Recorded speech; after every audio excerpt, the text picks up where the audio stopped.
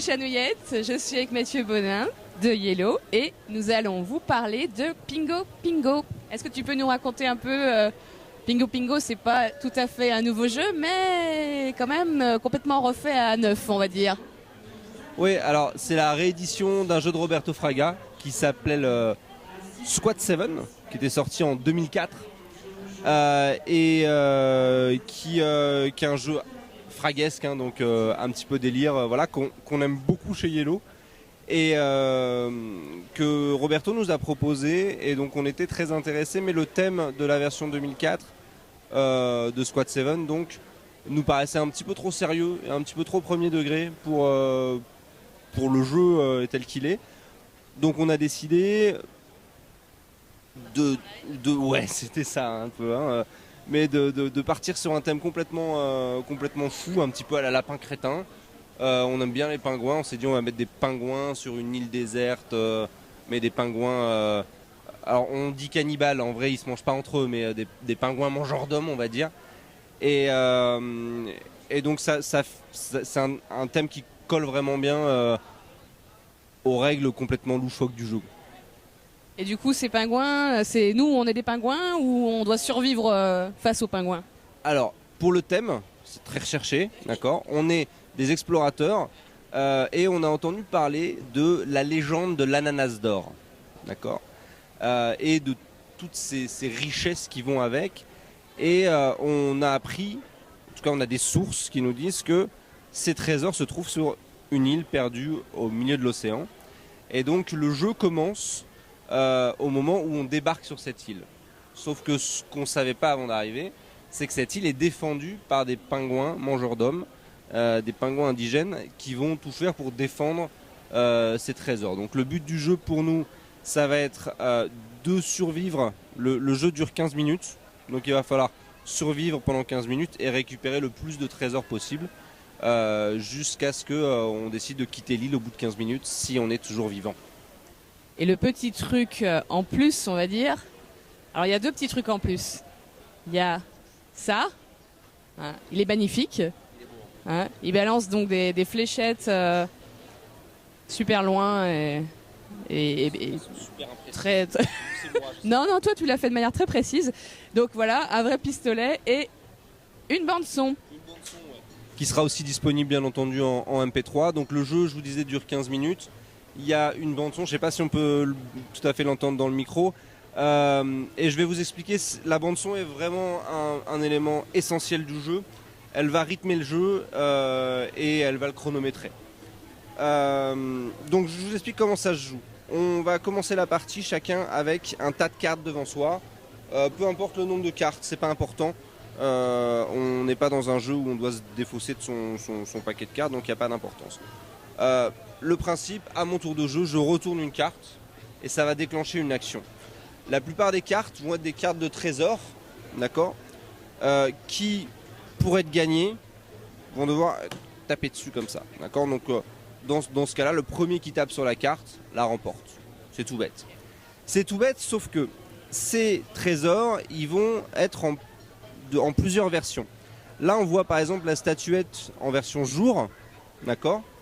Et si j'ai bien trié mes cartes, voilà, on a la même version en nuit, d'accord.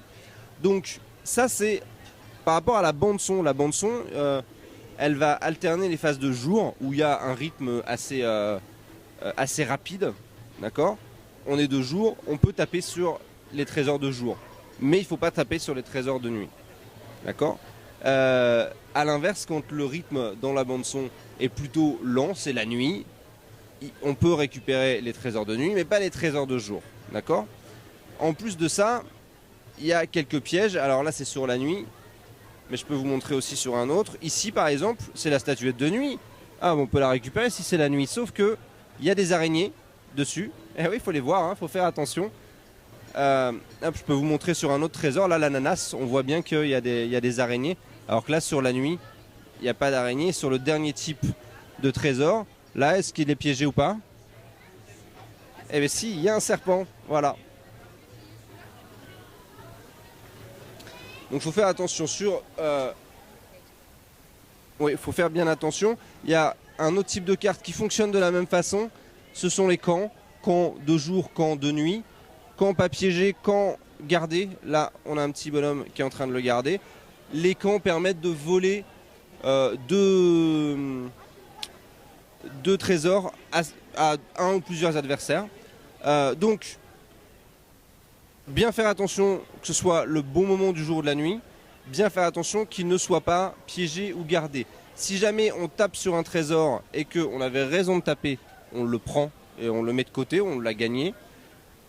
Si jamais il était piégé ou que c'était pas le bon moment du jour et de la nuit, on va retourner un de ces petits cœurs pour dévoiler un de ces petits crânes. On a 7 points de vie en début de partie. Et du coup, si on arrive à 0, on est éliminé. Voilà.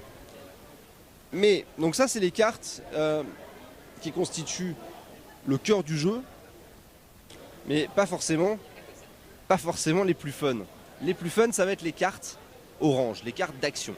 Quand on dévoile une carte orange, alors il y en a une qui est un peu spéciale, c'est le singe soigneur. Ok, lui, il va permettre de récupérer une vie. Le premier à taper dessus récupère une vie, à part si on a toutes nos vies. Si on a toutes nos vies, le singe il est sympa, il nous aide, mais si on le dérange pour rien, faut pas non plus prendre pour un jambon, hop, on perd une vie. Ok. Toutes les autres cartes, voilà, toutes les autres cartes oranges vont désigner une action qui doit être effectuée par le joueur qui l'a retournée.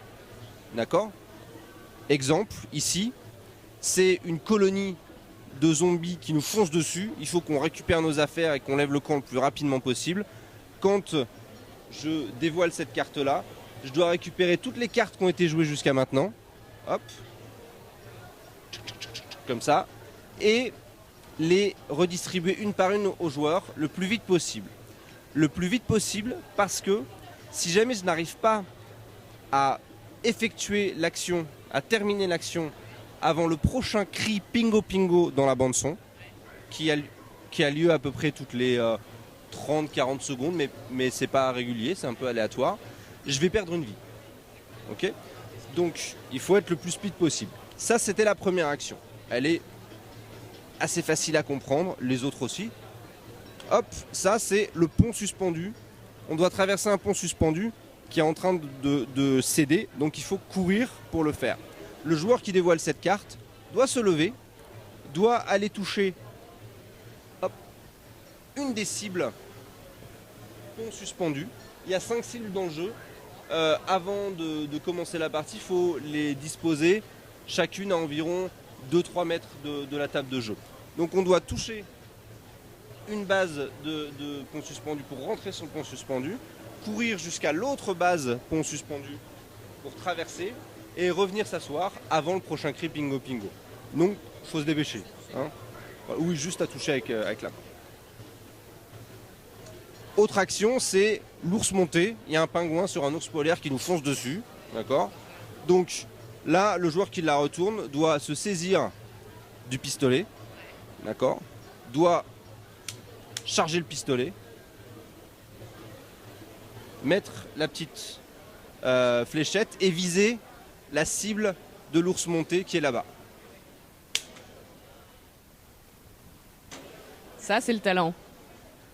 Donc il peut recommencer autant de fois qu'il veut, mais il faut qu'il arrive à toucher la cible avant le prochain cri Pingo Pingo. Ok ? Sinon il perd une vie.